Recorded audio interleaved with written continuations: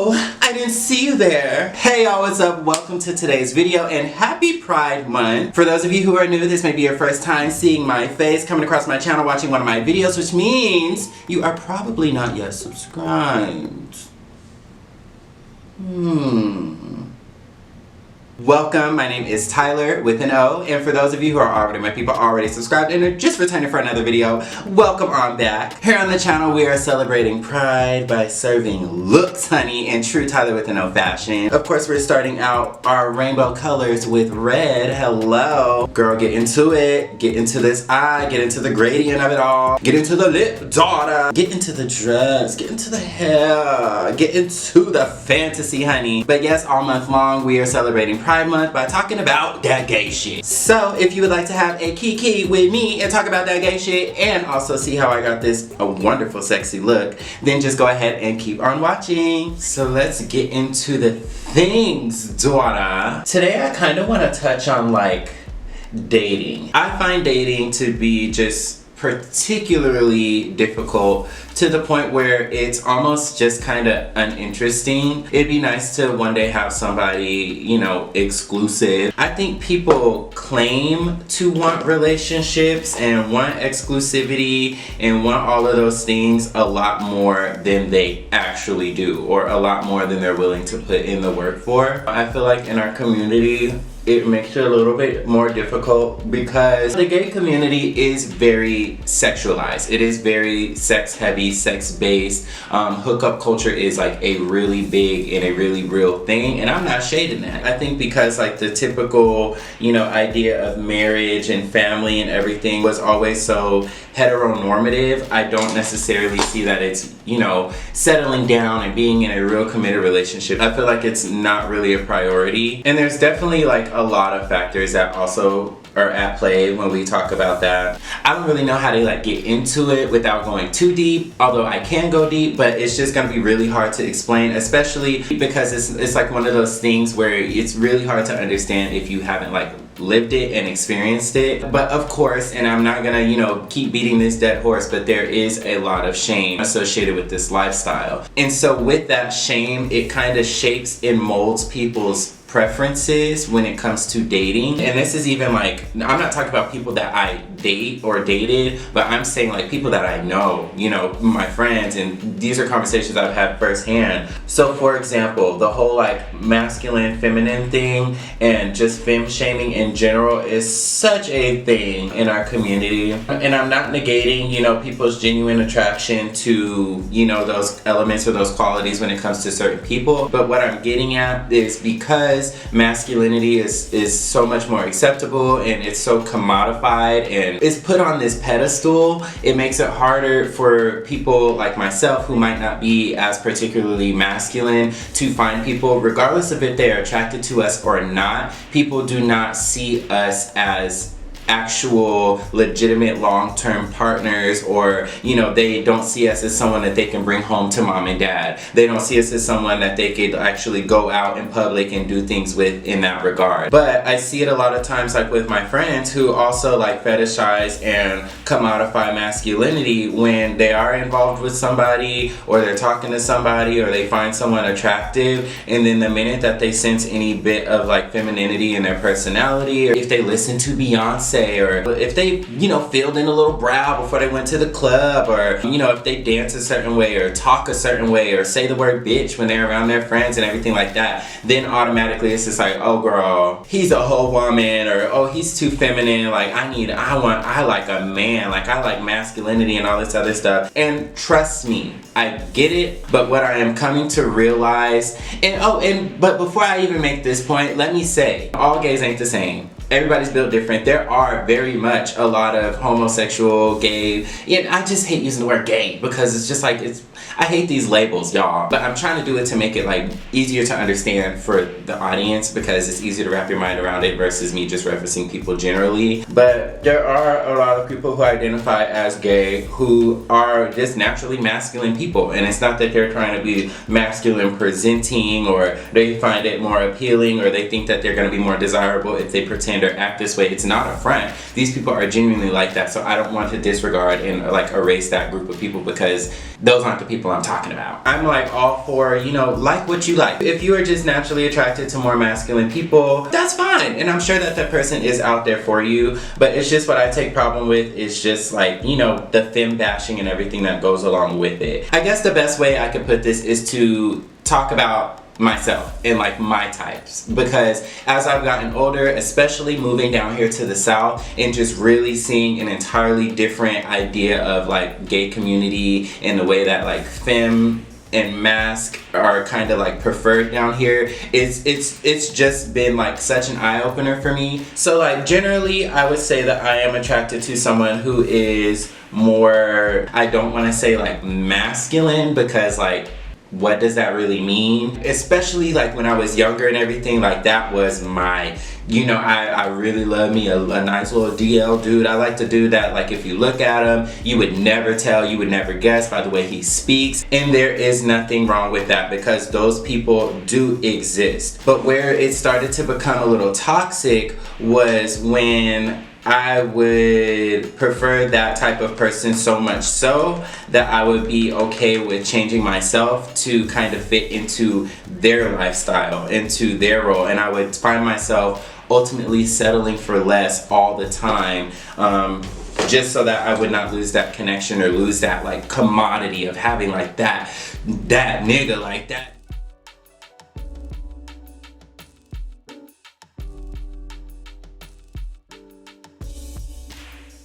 There are a lot of benefits to being straight passing. But in order for the trade to fuck with me, but also maintain their straight passing privilege, our dealings would have to become private. I am a secret. They treat me as if I am something to be ashamed of, and if I want to maintain that relationship, I now have to be okay with that. I have to settle for that. And so that's the thing. There are a lot of people, they're not necessarily DL all the way, so like their family may know about them, their parents may know about them, things like that, but the way that they choose to navigate through the world, they'd rather not be associated with the gay shit that they are actually into, the places that they actually go, the social groups that they are actually a part of. They would want to keep that part of their lives private, and that is their choice. The reason why that was toxic to me is because that's not my choice. And so it's just so insulting to deal with and talk to somebody who fucks with you sexually and likes to benefit off of everything that you bring to their relationship and the way that you make them feel and everything like that,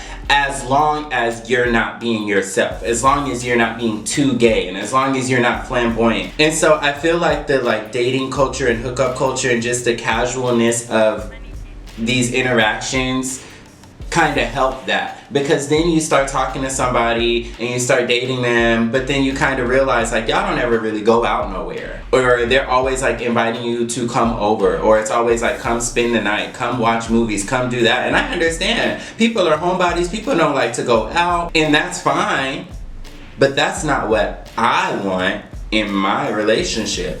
I don't want my relationship to only exist within the four walls of your home in private. I want to go to the movies. You know what I'm saying? Like, let's go to the mall. Let's go shopping. Like, how do you expect to actually like maneuver in real life in a relationship if this person is ashamed of you? And then furthermore, what do you look like? I'm talking to you. How long are you going to be okay with that? The issue is that these people value their, you know, their privilege, and they value their masculinity, and they value their reputation, and they value all of those things way more than they value what that experience is like to you. So here you go, you know, catching feelings and falling in love with somebody who, you know, would never want to be seen with you. Obviously, I can't speak for everybody, but I'm just gonna go out on a limb, and I'm willing to bet that at some point everybody wants to be accepted for who they are. Everybody wants to just be able to live as themselves, and if they're in a relationship with somebody, have that person love them for their authentic self. You know what I'm saying? Okay, yeah, you got the trade. You got this, you know, fine ass masculine nigga who likes all your femininity and everything like that, but it's just like, so what now? And I hated the fact that like I was okay with it. Like I played along. I just like realized like at the end of the day, I'm the one settling here. And I do want to take this time to emphasize like this issue is not just exclusive to feminine gay men, because just imagine the way that trans women go through it. And so while yes, you know, these men are attractive and they're fun to fuck around with, and it's hot and it's sexy and it's mysterious and it's dangerous and it's all of the things, I'm not talking about hooking up. I'm talking about a relationship.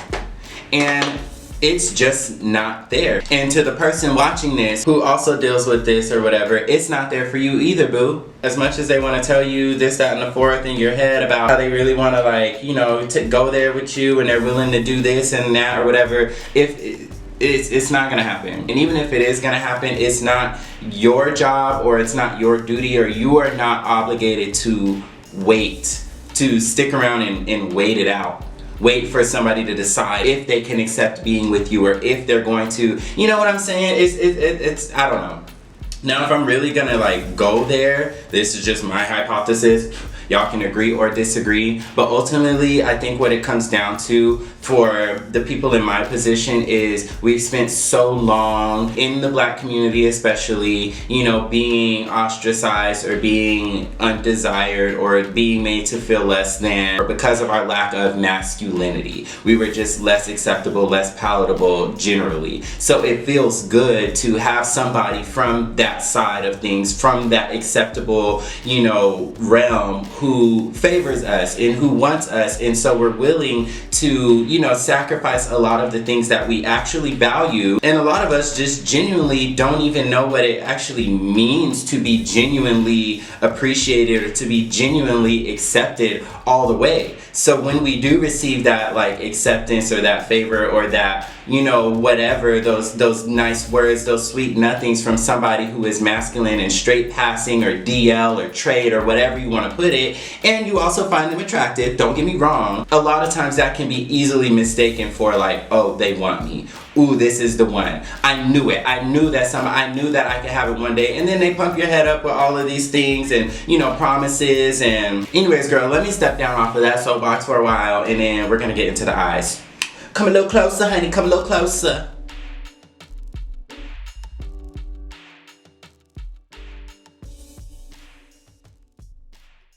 But yeah, I'm actually gonna like bake under my eyes, put a lot of setting powder, because we're about to go in. When I say go in, we are about to go in with this eyeshadow. Because for this look, we want to give vampy, sexy, hot bitch. So yeah, I don't want hella fallout and shit like that for my eyeshadow. Now, you know, of course, normally I would put down some type of like base or concealer on my eyelids just to make my colors really like pop.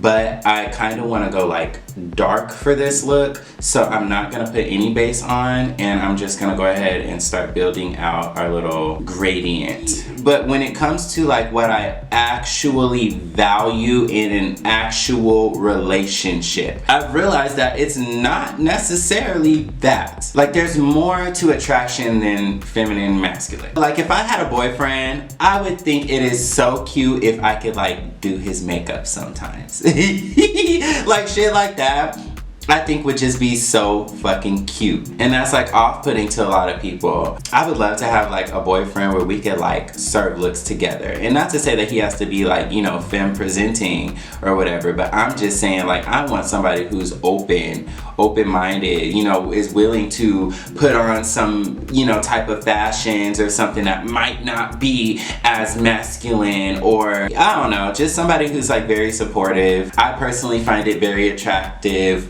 when people like don't care about what other people think or what other people are going to say, or if it's like, you know, masculine or feminine or anything like that. I don't know, something about that is just like right up my alley. There came a point where like I did exclusively only deal with DL or, you know, straight passing, straight presenting, hetero. I hate using those labels because it's just like, ugh. And I don't know, it was just like so boring to me. Like I said, if we wanted to go to the movies, or if I'm just like, ooh babe, can I do your makeup or whatever, and it's just like, Of course not. No, of course not. Because you're so insecure about your masculinity that you're not willing to do anything. Like, you're not willing to have like a personality outside of trying to protect and defend your masculinity all the goddamn time. I remember I dated this guy and he had the nicest eyebrows. Like, naturally his brows were just like so on point. And especially when he would like get his hair cut or whatever, they would just look super snatched.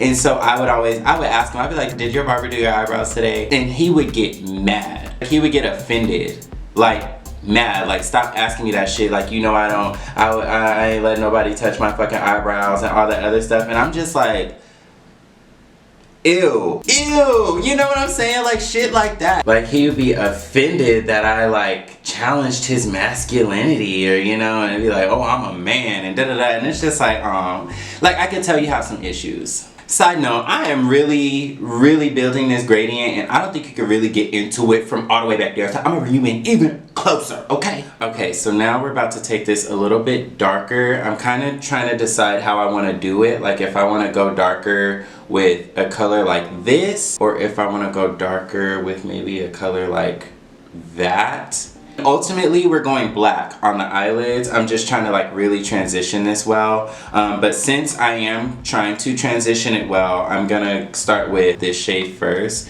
just to make sure that everything like really like gradiates.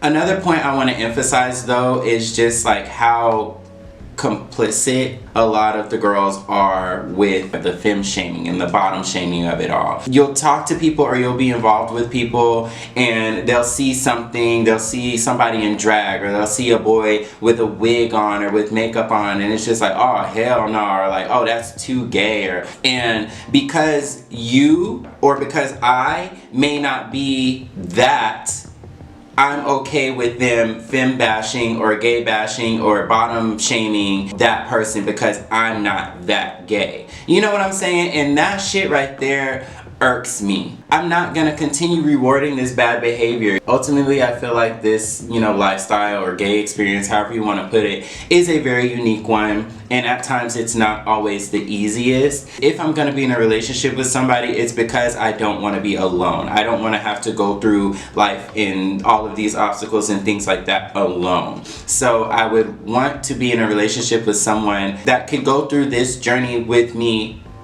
as well. I just don't see the benefit of being in a relationship with someone whose whole purpose and whole mission is to not be able to identify with anything that you have going on. You know what I'm saying? Again, I don't know if it's like, you know, this realization is coming about as I'm getting older or whatever. I'm realizing like the things that I value now, especially when it comes to a relationship or whatever, go far beyond like masculine, feminine. Like, to me, that is just so trivial when it comes to really dating. Of course, I'm still attracted to masculine men, but I'm also attracted to men who may not be as masculine. I've just come to realize now my type has changed. Yes, I still find a trait attractive girl. I still would, you know, whoop-de-doop, do a little 1-2, but when it comes to like a relationship and getting serious with somebody and dating somebody and getting to know somebody and wanting to like thinking about sharing a life, starting a life, inviting them into my life and vice versa, meeting family, everything like that. Femininity, that's not my priority. To me, it's about connection. It's about acceptance. I guess now that I'm just in a more like mature state of mind and I'm kind of really realizing what's really important to me and what I really want, when I do, you know, get the attention of a DL guy or whatever, however that goes, it's more so one of those things where it's just like, you know, like, cute to visit, but I couldn't live there. You ever travel somewhere and you just be like, oh my god, like, it's a great place to visit, but like I couldn't live there? That's how I see it. Yes, love that I have the attention of, you know, such an attractive person. However, I know this ain't gonna go nowhere. You know what I'm saying? And that's just one of the realizations. So since I know it's not gonna go anywhere, what is my goal here? And if my goal is to like be in a relationship and be happy, how much longer am I going to keep messing around with these not gonna go anywhere as situations? Over the recent times, like, I've just become so much more comfortable with myself and like I love myself. I love the way I am. I love the way I look when my face is beat. I feel so fucking confident and so fucking powerful when I got a mug on, bitch. So it's like, what do I look like being in a situation where someone is making me feel otherwise? Like, the way I am is not good enough to be accepted, or not good enough to be seen in public with, not good enough to introduce to your family, not good enough to commit to, not good enough to give the same type of decency and respect that I give you as my partner. I deserve that too, regardless if my face is beat or regardless of if it's not. If I'm looking scruffy, if I got a beard, if I'm giving femme, if I'm giving mask, if I'm giving trade. Bro, I can never give trade. But I'm just saying, you get my point. I could totally date, you know, a masculine, straight passing type of man or whatever, and he can navigate those straight spaces. But what kind of fool do I look like? Let's say my man go to a barbershop. Just saying the word barbershop and thinking about that environment makes me sweat. And that's something that I feel like I need to talk about that with my mama, because I don't think she understands why I have locks now. I don't think she understands that childhood, like, I don't want to say trauma, but the trauma of being in the black barbershop environment and all that heteronormativity and how that just... I'll be damned if they're in a space or in a position where somebody is gay bashing or femme bashing or bottom shaming or whatever the case might be, and they're okay with that. And that goes to women too. All the girls who have, like, you know, gay best friends and all that other stuff, yet they boyfriends be homophobic and they make little remarks and they talk shit about gay people, and then y'all just sit by and you don't say anything. But then go up for your gay friends, and you love your gay friends and have a gay best friend, but you date a homophobic man. You are not an ally. Like, oh, well, he's entitled to his opinion. He could feel how he feels and all that other stuff. That is true. I agree 100%.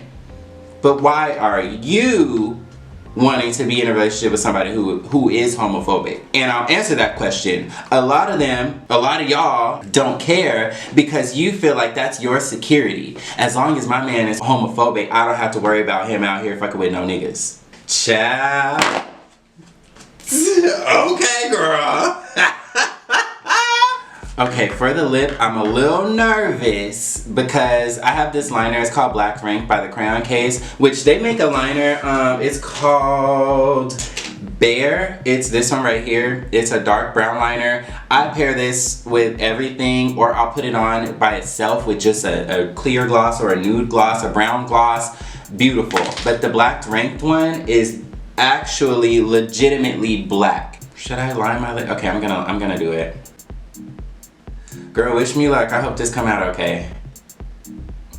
But anyways, yeah, I'm about to put on my highlighter, liner, lashes, mascara, wig, and dress, and nails. And then we'll be right back to finish the look.